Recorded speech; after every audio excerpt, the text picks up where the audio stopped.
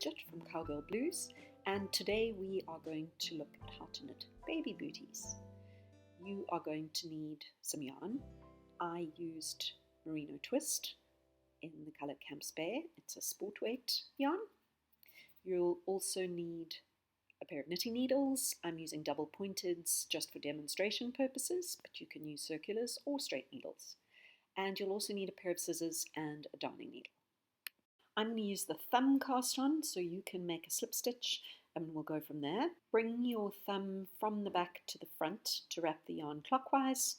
Insert the needle, wrap the yarn around as if to knit, and slip stitch onto the working needle. And then repeat. I'm going to show it to you in slow motion and close up so that you can see exactly how I do it. So your thumb is at the back with the yarn in front. Wrap the yarn around your thumb in a clockwise direction. Then bring the knitting needle from the front and insert it into the loop that you've just made. Wrap the working yarn around the needle. It helps to hold the knitting needle, pinch it between those two fingers of your left hand. Wrap the yarn around as if you were going to knit, and then feed that loop from your thumb onto the needle, onto the working needle, to create that cast on stitch. Repeat this process until you've cast on 28 stitches. Then we're going to knit the anklet. So to knit the anklet, you'll work across these 28 stitches with a basic knit stitch. Insert the needle from the front to the back, wrap the yarn around, bring the needle through and take the stitch off. So put the needle in, wrap the yarn around, bring the needle back through and slip a stitch off onto the right needle. So just continue knitting these 28 stitches for another 10 rows to work the ankle. There are 2 setup rows for the instep, which are increase rows. So first on row 11, knit 8 stitches, then work a knit front and back increase. So I'll show you how to do that. Knit into the front of the stitch, bring your needle through but leave the stitch on the needle, and then knit into the back of the same stitch, and you'll end up with 2 stitches on your right needle from 1 on the front needle. Then knit 10 stitches to the next knit front and back increase and repeat that knit front and back process.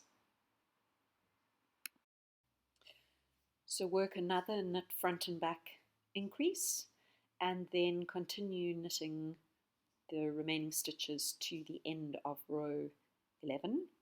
Knit row 12, increase on row 13 and knit row 14 again, and you should have 32 stitches. So now that we've knitted the ankle and those setup rows, we're ready to work the instep. You'll see that there's a little bit of shaping starting to form, which is going to give us the ankle going into the foot. And now we'll work the instep.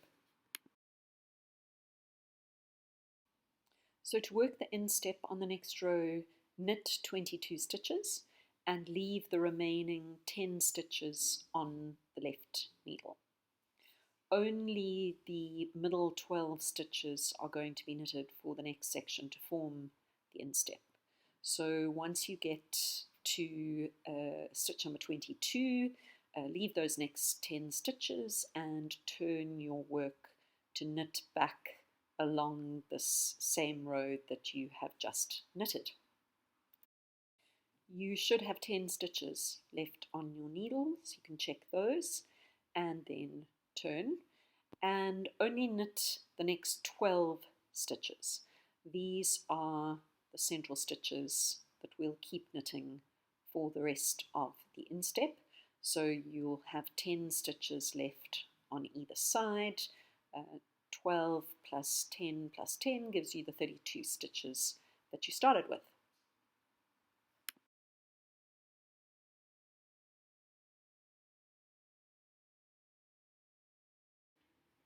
Keep knitting 18 more rows on these 12 working stitches to create the length of the foot, and when you've finished, cut the yarn because we're going to work the heel and the sole.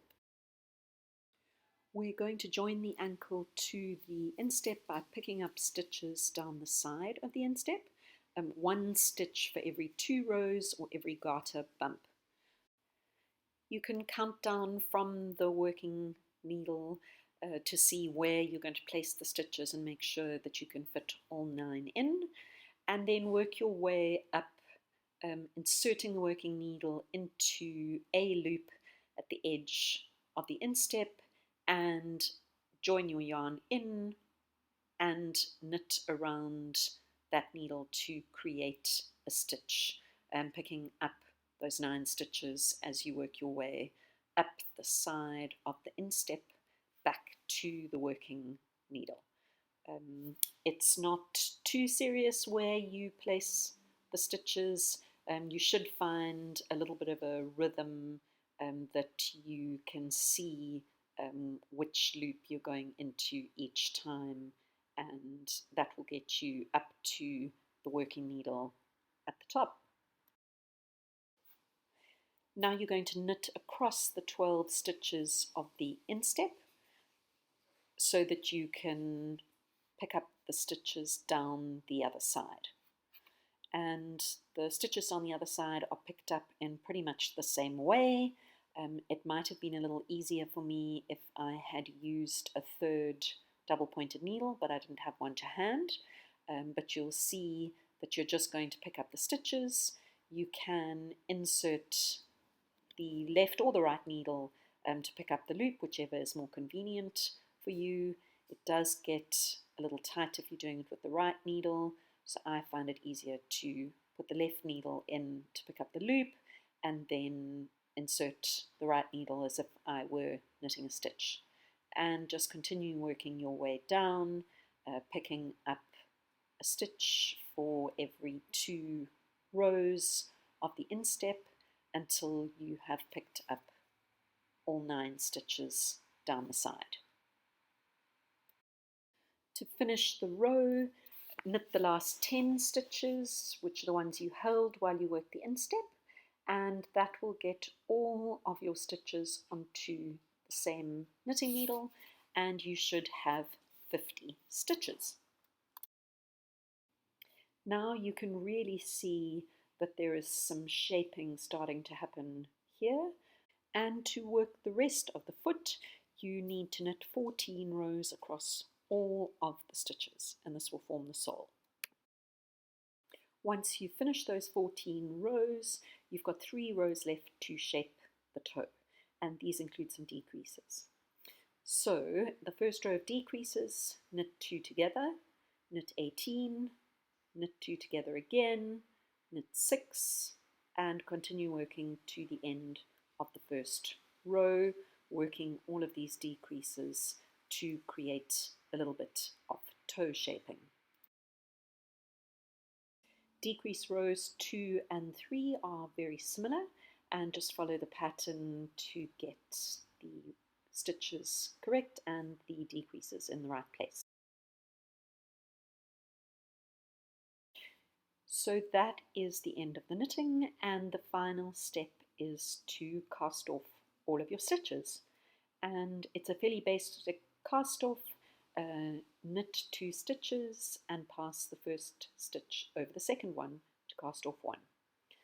And to continue that process, knit 1, slip the first stitch on your needle over the second one that you've just knit and cast off 1 stitch, and continue working the cast off across the whole row until you only have 1 stitch left on your needle.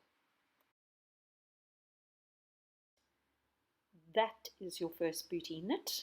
You can cut the yarn, pull the tail through the last remaining loop on your needle, and you have cast off. I've got a couple of holes that need to be fixed and some ends to put away, but if you fold the booty in half, you then need to stitch it closed along the outside edge, and you're ready to knit the second one. For the other foot, just repeat the whole process all over again. I hope this has been helpful and that the pattern is clear and that you're going to be knitting a lot of booties to keep some very lucky babies' feet warm and toasty. If you enjoyed this video, please subscribe to the Cowgirl Blues YouTube channel and have a look at some of our other playlists for lots of other videos showing you our yarns, our knit kits, and take a tour of the studio. See you soon. Bye bye.